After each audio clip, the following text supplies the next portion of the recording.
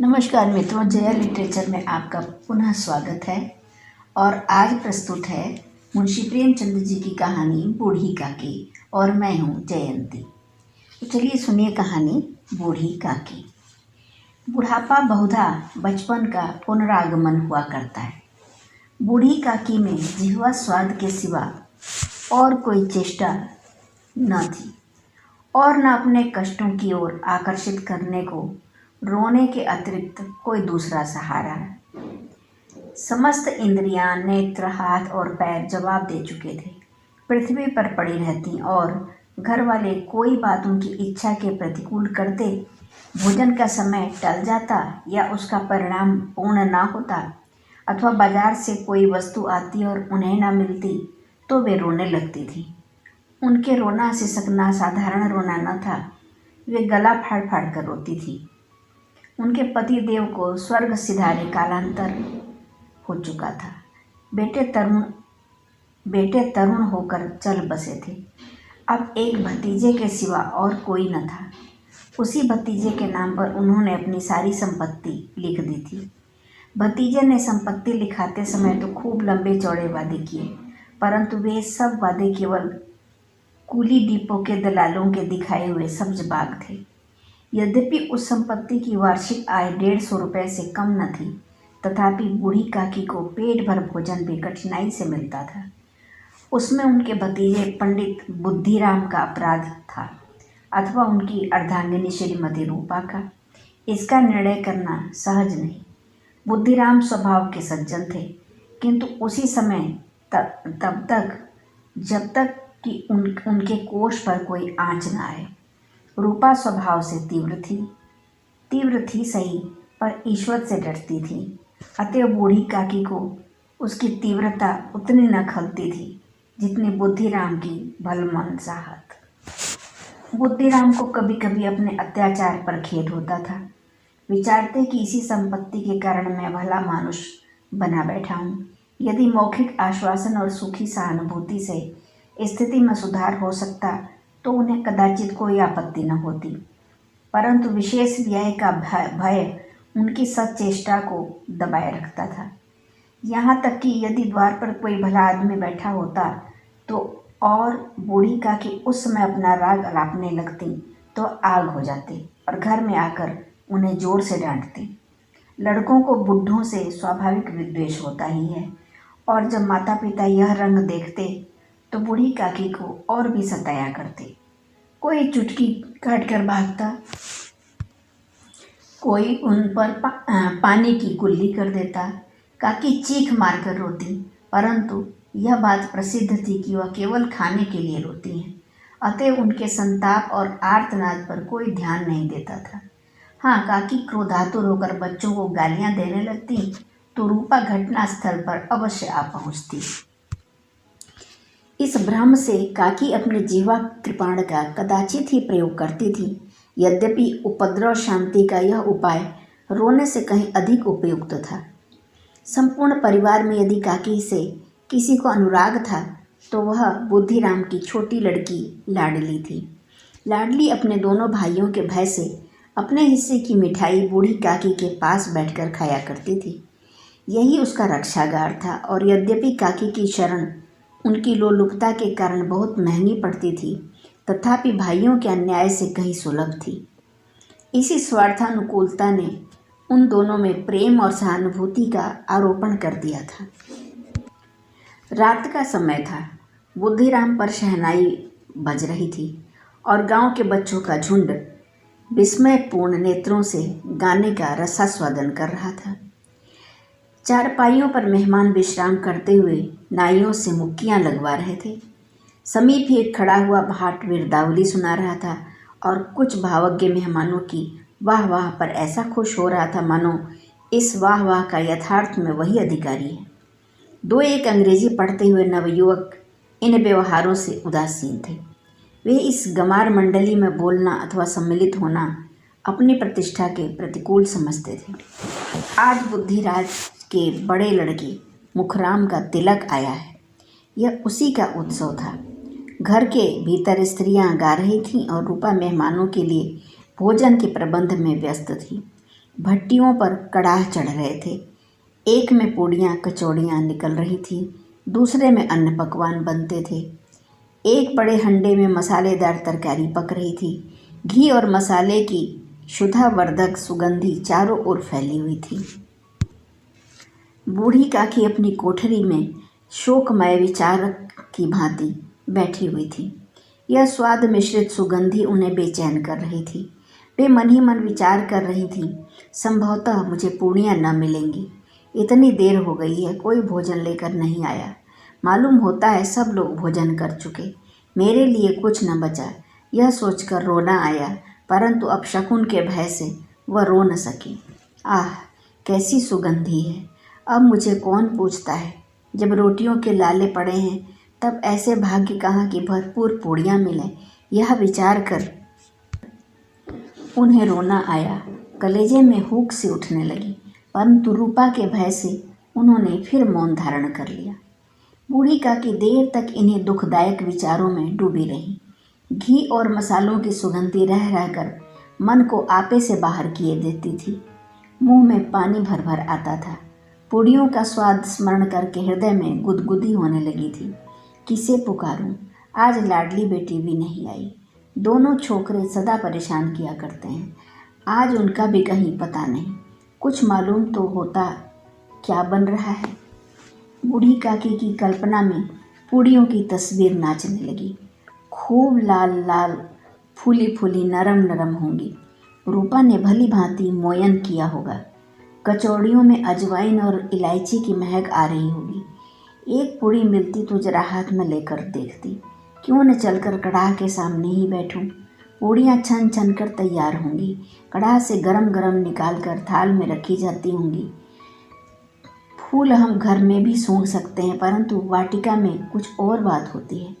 और इस प्रकार निर्णय करके बूढ़ी काकी उकड़ू बैठकर हाथों के बल सरकती हुई बड़ी कठिनाई से चौखट से उतरी और धीरे धीरे रेंगती हुई कड़ाह के पास आ बैठी। यहाँ आने पर उन्हें उतनी ही धैर्य हुआ जितना भूखे कुत्ते को खाने वाले के सम्मुख बैठने से होता है। रूपा उस समय कार्यभार में उद्विग्न हो रही थी। कभी इस कोठे में जाती, कभी उस कोठे में, कभी कड़ाह के पास आती, कभी भंडार में जाती। किसी ने आकर कहा, महाराज ठंडाई मांग रहे हैं। ठंडाई देने लगी। इतने में फिर किसी ने आकर कहा, भाट आया है, उसे कुछ दे दो।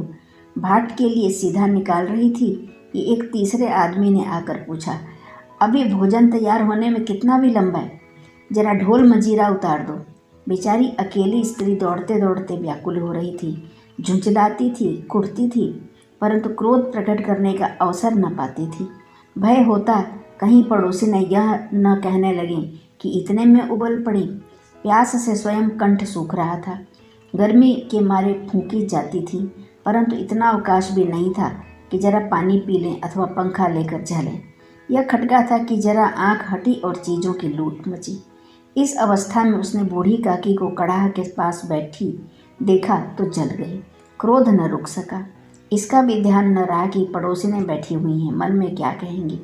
पुरुषों में लोग सुनेंगे तो क्या कहेंगे।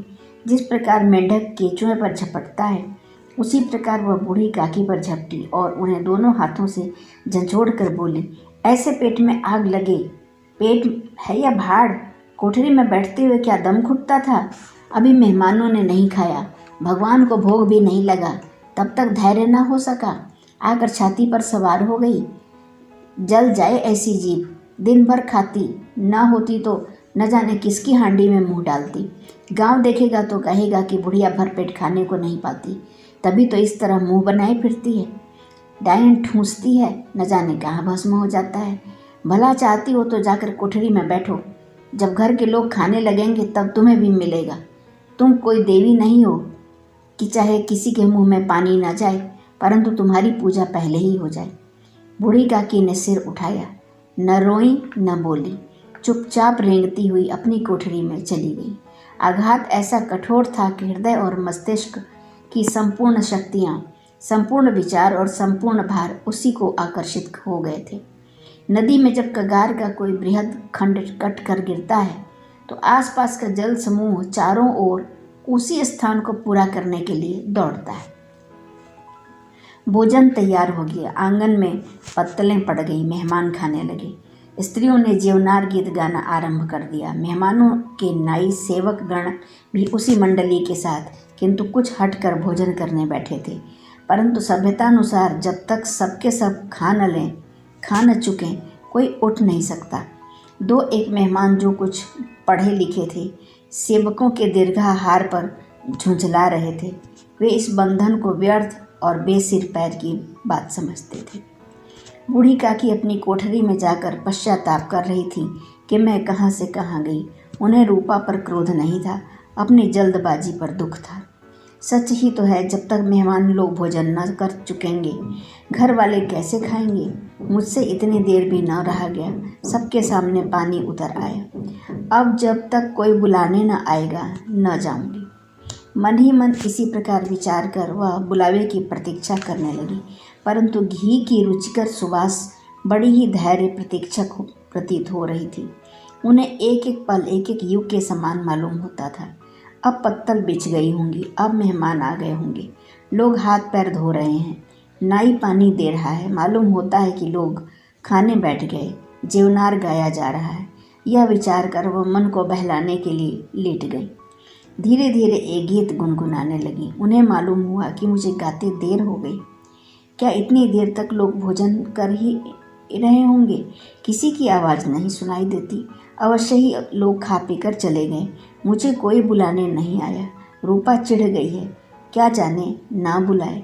सोचती हो कि आप ही आएंगी, वह कोई मेहमान तो नहीं जो उन्हें बुलाऊं। बूढ़ी काकी चलने के लिए तैयार हुई। यह विश्वास कि 1 मिनट में पूड़ियाँ और मसालेदार तरकारियाँ सामने आएंगी उनकी स्वादेंद्रियों को गुदगुदाने लगा। उन्होंने मन में तरह तरह के मंसूबे बांधे। पहले तरकारी से पूड़ियाँ खाऊंगी, फिर दही और शक्कर से। कचौरियाँ रायते के साथ मज़ेदार मालूम होंगी। चाहे कोई बुरा माने चाहे भला, मैं तो मांग मांग कर खाऊंगी। यह न लोग कहेंगे इन्हें विचार नहीं। कहा करें, इतने दिन के बाद पूड़ियाँ मिल रही हैं तो मुँह जूठा करके थोड़े ही उठ जाऊंगी। वह उकड़ू बैठकर हाथों के बल सरकती हुई आंगन में आई। परंतु हाय दुर्भाग्य, अभिलाषा ने अपने पुराने स्वभाव के अनुसार समय की मिथ्या कल्पना की थी। मेहमान मंडली अभी बैठी हुई थी। कोई खाकर उंगलियां चाट रहा था, कोई तिरछे नेत्रों से देखता कि और लोग अभी खा रहे हैं या नहीं। कोई इस चिंता में न था कि पत्तल पर पूड़ियाँ छूटी जाती हैं, किसी तरह इन्हें भीतर रख लेता। कोई दही खाकर जीभ चटकारता था, परंतु दूसरा दोना मांगते संकोच करता था कि इतने में बूढ़ी काकी रेंगती हुई उनके बीच में जा पहुंची। कई आदमी चौंक कर उठ खड़े हुए, पुकारने लगे, अरे यह बुढ़िया कौन है? यह कहाँ से आ गई? देखो किसी को छू न दे। पंडित बुद्धिराम काकी को देखते ही क्रोध में तिलमिला गए। पूड़ियों का थाल लिए खड़े थे। थाल को जमीन पर पटक दिया और जिस प्रकार निर्दयी महाजन अपने केसी बेईमान और भगोड़े कर्जदार को देखते ही झपट कर उसका टेटुआ पकड़ लेता है, उसी प्रकार लपक कर उन्होंने बूढ़ी काकी के दोनों हाथ पकड़े और घसीटते हुए लाकर उन्हें अंधेरी कोठरी में धम से पटक दिया। आशा रूपी वाटिका लू के एक झोंके से नष्ट विनष्ट हो गई। मेहमानों ने भोजन किया, घर वालों ने भोजन किया, बाजे वाले, धोबी, चमार भी भोजन कर चुके थे, परंतु बूढ़ी काकी को किसी ने ना पूछा। बुद्धिराम और रूपा दोनों ही बूढ़ी काकी को उनकी निर्लज्जता के लिए दंड देने का निश्चय कर चुके थे। उनके बुढ़ापे पर, दीनता पर, हतज्ञान पर किसी को करुणा न आई थी। अकेली लाडली उनके लिए कुढ़ रही थी। लाडली को काकी से अत्यंत प्रेम था। बेचारी भोली लड़की थी, बाल विनोद और चंचलता की उसमें गंध तक न थी। दोनों बार जब उसके माता पिता ने काकी को निर्दयता से घसीटा तो लाडली का हृदय ऐंठ कर रह गया। वह झुंझला रही थी कि यह लोग काकी को क्यों बहुत सी पूड़ियाँ नहीं दे देते।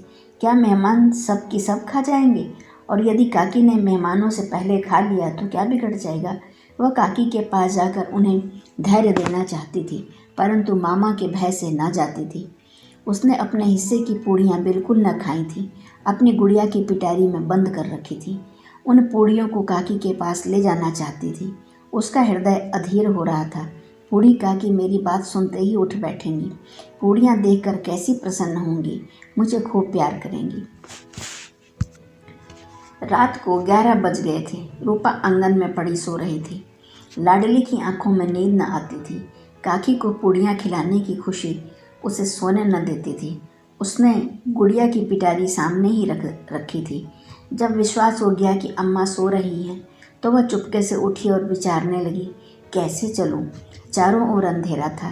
केवल चूल्हों में आग चमक रही थी और चूल्हों के पास एक कुत्ता लेटा हुआ था। लाडली की दृष्टि द्वार के सामने वाले नीम की ओर गई। उसे मालूम हुआ कि उस पर हनुमान जी बैठे हुए हैं। उनकी पूंछ, उनकी गदा सब स्पष्ट दिखलाई दे रही थी। मारे भय के उसने आंखें बंद कर ली। इतने में कुत्ता उठ बैठा। लाडली को ढाढ़स हुआ। सोए हुए मनुष्यों के बदले एक जागता हुआ कुत्ता उसके लिए अधिक धैर्य का कारण हुआ। उसने पिटारी उठाई और बूढ़ी काकी की कोठरी की ओर चल दी। बूढ़ी काकी को केवल इतना स्मरण था कि किसी ने मेरे हाथ पकड़कर घसीटे। फिर ऐसा मालूम हुआ कि जैसे कोई पहाड़ पर उड़ाए लिए जाता है।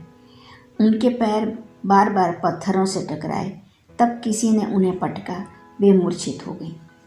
जब से वे सचेत हुई तो किसी की जरा सी आहट न मिलती थी। समझी कि सब लोग खा पी कर सो गए और उनके साथ मेरी तकदीर भी सो गई। रात कैसे कटेगी? राम, क्या खाऊं? पेट में अग्नि धधक रही है। हाँ, किसी ने मेरी सुधि न ली। क्या मेरा पेट काटने से धन जुड़ जाएगा? इन लोगों को इतनी भी दया नहीं आती। न जाने बुढ़िया कब मर जाए। उसका जी क्यों दुखा मैं पेट की रोटियां ही खाती हूँ, कुछ और। इस पर यह हाल। मैं अंधी अपाहिज ठहरी, न कुछ सुनूं न बूझूं। यदि आंगन में चली गई तो बुद्धिराम से इतना कहते न बनता था कि काकी अभी लोग खा रहे हैं। फिर आना, मुझे घसीटा, पटका। उन्हीं पूड़ियों के लिए रूपा ने सबके सामने गालियां दी। उन्हीं पूड़ियों के लिए इतनी दुर्गति करने पर भी उनका पत्थर का कलेजा न पसीजा। सबको खिलाया, मेरी बात तक न पूछी। जब तब ही न दी तो अब क्या देंगी? यह विचार कर काकी निराशा में संतोष के साथ लेट गई। ग्लानि से गला भर भर आता था, परंतु मेहमानों के भय से रोती न थी। सहसा उनके कानों में आवाज़ आई, काकी उठो, मैं पूड़ियाँ लाई हूँ। काकी ने लाडली की बोली पहचानी। चटपट उठ बैठी। दोनों हाथों से लाडली को टटोला और उसे गोद में बिठा लिया। लाडली ने पूड़ियाँ निकाल कर दी। काकी ने पूछा, क्या तुम्हारी अम्मा ने दी हैं? लाडली ने कहा, नहीं, यह मेरे हिस्से की हैं। काकी पूड़ियों पर टूट पड़ी। 5 मिनट में पिटारी खाली हो गई। लाडली ने पूछा, काकी पेट भर गया?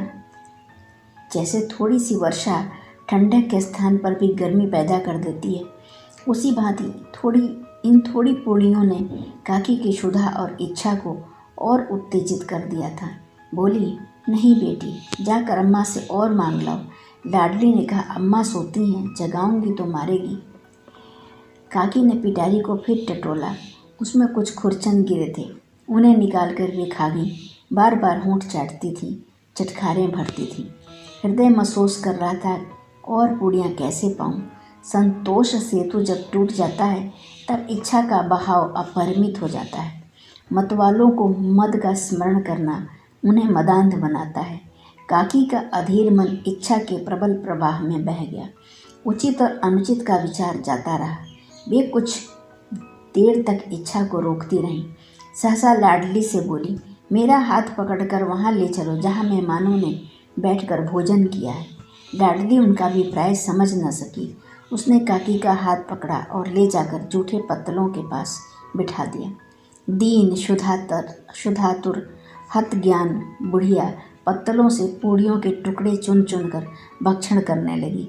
दही कितनी स्वादिष्ट थी, कचौड़ियाँ कितनी सलोनी, खस्ता कितनी सुकोमल। काकी बुद्धिहीन होते हुए भी इतना जानती थी कि मैं वह काम कर रही हूँ जो मुझे कदापि न करना चाहिए।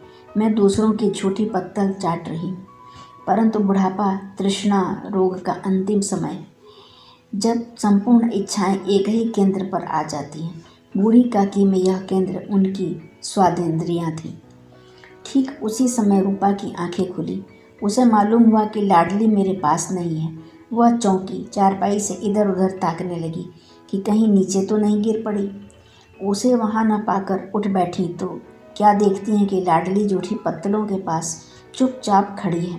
बूढ़ी काकी पत्तलों पर से पूड़ियों के टुकड़े उठा उठा कर खा रही हैं। रूपा का हृदय सन्न हो गया। किसी गाय की गर्दन पर छुरी चलते देखकर जो अवस्था उसकी होती, वही उसी समय हुई। एक ब्राह्मणी दूसरों की जूठी पत्तल टटोले, इससे अधिक शोकमय दृश्य असंभव था। पोड़ियों के कुछ ग्रासों के लिए उसकी चचेरी सास ऐसा पतित और निष्कृष्ट कर्म कर रही है। यह वह दृश्य था जिसे देखकर देखने वालों के हृदय कांप उठते हैं। ऐसा प्रतीत होता मानो जमीन रुक गई, आसमान चक्कर खा रहा है, संसार पर कोई आपत्ति आने वाली है। रूपा को क्रोध न आया। शोक के सम्मुख क्रोध कहाँ, करुणा और भय से उसकी आंखें भर आईं। इस अधर्म के पाप का भागी कौन है? उसने सच्चे हृदय से गगन मंडल की ओर हाथ उठाकर कहा, परमात्मा, मेरे बच्चों पर दया करो। इस अधर्म का दंड मुझे मत दो, नहीं तो मेरा सत्यानाश हो जाएगा। रूपा को अपनी स्वार्थपरता और अन्याय इस प्रकार प्रत्यक्ष रूप में कभी न दिख पड़े थे। वह सोचने लगी, हाय, मैं कितनी निर्दयी हूँ, जिसकी संपत्ति से मुझे 200 रुपया वार्षिक आय हो रही है, उसकी यह दुर्गति और मेरे कारण। हे दयामय भगवान, मुझसे बड़ी भारी भूल चूक हुई है, मुझे क्षमा करो। आज मेरे बेटे का तिलक था, सैकड़ों मनुष्यों ने भोजन पाया, मैं उनके इशारे की दासी बनी रही, अपने नाम के लिए सैकड़ों रुपए व्यय कर दिए, परंतु जिसकी बदौलत हजारों रुपए खाए, उसे इस उत्सव में भी भरपेट भोजन न दे सकी। केवल इसी कारण तो वह वृद्धा असहाय है। रूपा ने दिया जलाया, अपने भंडार का द्वार खोला और एक थाली में संपूर्ण सामग्रियां सजाकर बूढ़ी काकी की ओर चली। आधी रात जा चुकी थी। आकाश पर तारों के थाल सजे हुए थे और उन पर बैठे हुए देवगण स्वर्गिक पदार्थ सजा रहे थे, परंतु उनमें किसी को वह परमानंद प्राप्त न हो सकता था जो बूढ़ी काकी को अपने सम्मुख थाल देखकर प्राप्त हुआ। रूपा ने कंठावरुद्ध स्वर में कहा, काकी उठो, भोजन कर लो। मुझसे आज बड़ी भूल हो गई, उसका बुरा न मानना। परमात्मा से प्रार्थना कर दो कि वह मेरा अपराध क्षमा कर दें। भोले भाले बच्चों की भांति जो मिठाइयाँ पाकर मार और तिरस्कार सब भूल जाता है, बूढ़ी काकी वैसे ही भूल कर बैठी हुई खाना खा रही थी। उनके एक एक रोए से सच्ची सदिच्छाएँ निकल रही थीं और रूपा बैठी इस स्वर्गिक दृश्य का आनंद लेने में निमग्न थी। धन्यवाद। अभी आप सुन रहे थे कहानी बूढ़ी काकी। पूरा वीडियो देखने के लिए आप सबका दिल से धन्यवाद, शुक्रिया।